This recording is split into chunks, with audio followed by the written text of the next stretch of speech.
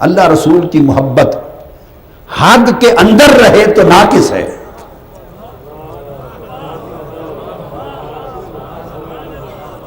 والدین کی محبت حد کے اندر ہے، اس لیے ان کا ادب بھی حد کے اندر ہے. بڑوں کی محبت حد کے اندر ہے، ان کا ادب بھی ایک حد کے اندر ہے، ایک لمٹ سے آگے نہیں جاتے.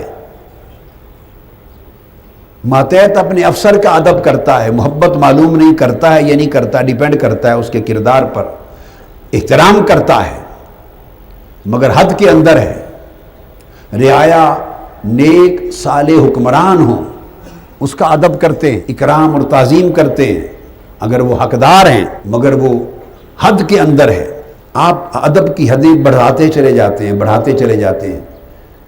ایک بارگاہ ایسی ہے اللہ اور اس کے رسول کی صلی اللہ علیہ وسلم، اس کی محبت اور اس کے ادب کی شرط یہ ہے کہ حد کے اندر رہے تو بے ادبی ہے.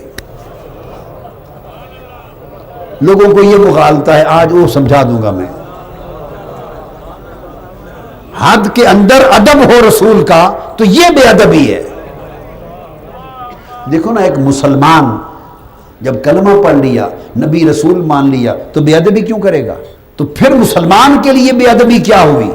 قرآن نے کہا اے ایمان والو یا ایھا الذین آمنوا لا تقولوا راعنا وقولوا انظرنا. اے ایمان والو، رسول کے ادب کا عالم یہ ہے کہ جب تمہیں کوئی بات دوبارہ سمجھنی پڑے تو یہ نہ کہا کرو حضور ہمارے اوپر رعایت فرمائیں بات کو دہرانے کے لیے، بلکہ کہا کرو یا رسول اللہ ہمارے حال پہ نظر کرم فرمائیں. آپ دیکھیے لفظ بدل دیا، مقصود ایک ہے مگر لفظ بھی تبدیل کر دیا. کیوں؟